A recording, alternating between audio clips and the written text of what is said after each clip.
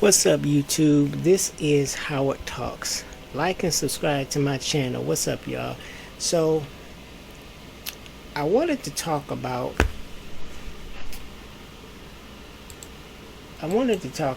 this article that I read. Well, briefly read. I'm reading it with you guys, and it's about cars. And I don't know what it is with some young folks, but I'm 46, okay, and I know a lot of expensive cars, right? And for me,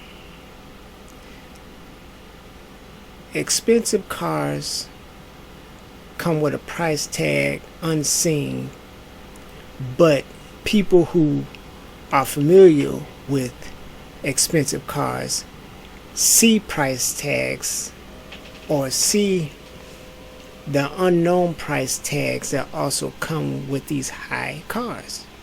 What I mean by that is, if you get a Rolls Royce, expect high insurance, expect high car repairs. If you get a Lexus, same concept. If you get a Cadillac, same concept. If you get a Benz, especially, same concept. You're going to get high insurance. There's going to be, when there's a repair, there's going to be a high repair bill. Oil change, you might get away. I mean, oil change used to be cheap back in the day, but now oil changes is probably about $100 to $120 now. But when it comes to serious repairs, expect a big old bill. Now, in this article right here, we're talking about a key fob. Now, my sister-in-law recently told me about her losing her key fob. And she said that, the dealership charged a whole lot to replace it. I said, you didn't get two with your car? I said, because I got two with my car. You know what I'm saying? I have one, my wife has one. You know what I'm saying? But even those can be expensive, depending on, me personally, if I lose mine, I'll be looking for an aftermarket. I ain't got time for that. I just ain't got time to be getting the actual brand. I just got it. Okay, let's get into this. It says, U.S. woman loses key fob to her 15,000 Mercedes G-Wagen and says, I wish somebody warned me after finding out how much replacements cost. And you think that would have changed your mind about getting this wagon? I don't really think so. I think you would have, y'all young people, y'all get these things without thinking about stuff like this. Okay, it says, this woman in the U.S. misplaced the keys to her Mercedes G-Wagen and found out the situation was worse than she thought. She was expecting to be able to replace it cheaply, but that wasn't the case, obviously. For specific reasons, it actually cost her a small fortune. Yeah, small fortune. This is further proof that something that people have been saying about luxury cars for ages. Yeah, have been. Give me 1 second.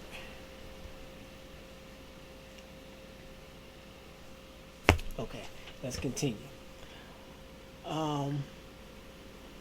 Car keys are no longer just keys. In fact, you can barely call them keys at all.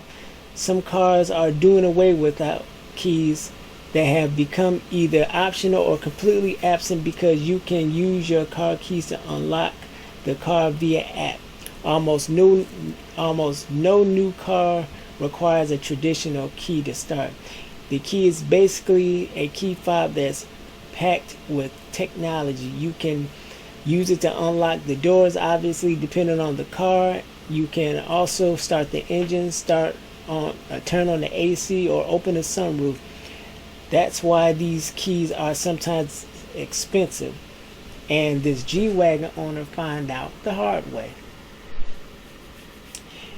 It all started with the cheap Mercedes G-Wagen. Look, 15,000 is not cheap, but you know, if you get finance, it may sound like it's cheap. But I'm not buying Mercedes wagon. I think they're ugly anyway. But TikTok user Taylor B bought a relatively inexpensive G-Wagen. It only cost her 15,000, which is cheap for a G-Wagen.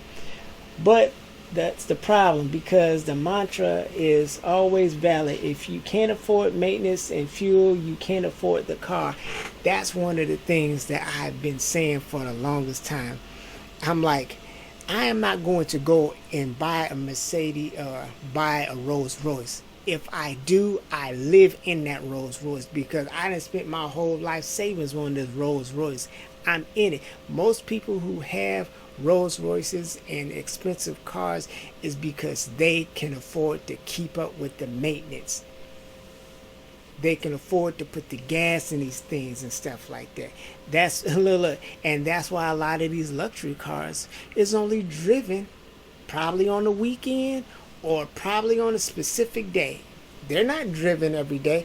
Luxury cars like Rolls Royces and Mercedes and stuff like that, the real high end, they're not driven every day. Them is just driven on specific days, purpose day. Might have a business meeting, I'll drive it that day. Might be a good day to drive it for just to go around the block. That's about it. But the actual commute, nah. Okay. There's no such thing as a cheap luxury car, precisely because as soon as something goes wrong, the bill will be immense. In her case, she faced the hard and inexpensive truth after misplacing the key fob. It felt like a routine thing, a minor issue, but the dealership told her it would cost her $2,000. Listen, you know what? My key fob has an actual key in the fob, so I can disconnect it and then I can unlock my door with the key, but the fob starts the car. So if I lose that, I can't start the car. So like it said in the article, these things are packed with technology, and that's why they cost so much.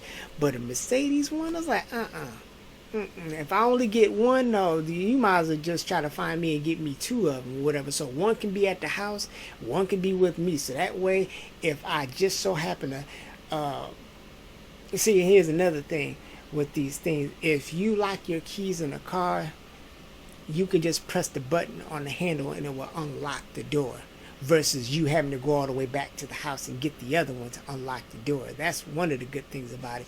See, but you have to start the car with these things. And one thing, one day, I didn't bring my keys, and my wife had her keys in her bag, so the car started up, because, you know, it has a sensor of the other car thing being in the car. But when my wife got out the car and went to work, I went to the Dollar Tree, and then I turned off the car. Didn't have my keys with me. Fortunately for me, that I was only right around the block from the store, so I was in walking distance. So I had to walk back to the house, get the key, come back to the car, and start it up or whatever. But anyways, while paying for figures for a small plastic remote seems absurd, this is a great example of the hidden financial trap of luxury vehicles. Remember what I said in the beginning. For certain high-end luxury models, replacing a lost key can only be done via official channels, mainly because manufacturers embedded in advanced encryption software and specialized anti-theft security codes in their smart key fobs. Specifically, in order to replace her G-Wagen key, the certified dealership would have to securely verify the vehicle's ownership, order a specific program unit directly from the manufacturer, and sync it to the car using special diagnostic software. Add labor rates in the equation, and the bill quickly balloons. Most definitely. A used G-Wagen might be relatively inexpensive to buy, but it still has the same running costs as a new one. And it does. Or worse, in fact, because a new G-Wagen is mechanically sound, whereas older models might require significantly more maintenance. Then there's fuel. Yep. Most, if not all, engine options of the G-Wagen are relatively thirsty, mainly because the car is very heavy and insufficient. Aerodynamically insufficient. Heavy. You use more gas. And considering how high our gas is now, yeah, them 89-cent days to them 150 to the 199 and $2 days, $3 days, them days is over with now. Okay. Then depending on location, a second-hand luxury car is still often treated as a luxury car. In some European countries, for example, you only benefit from discounted insurance premiums and road taxes rates if the car is a certified classic. Several countries have specific legal designations for this status. But this actually creates a catch-22. In some countries, you can register an old, generally 20 years or older, car as a classic and save a significant amount of money in insurance and taxes. However, that turns your car into a weekly vehicle. Yeah. Similar to registering a car under historic or antique status in the U.S., which means you can't actually drive it every day. Yeah. Everything the article says, everything I just got done talking to you about. So yeah, in my case, baby girl, that's your bill, but I wouldn't have recommended you to get the G-Wagen. I mean, I don't even like the way they look. I think they're ugly. I stick with the regular sedan Mercedes. That's more beneficial for me. But if you going with the wagon, I don't know if you got kids or if you just want to power out or have 100 other people in the car, that's for you.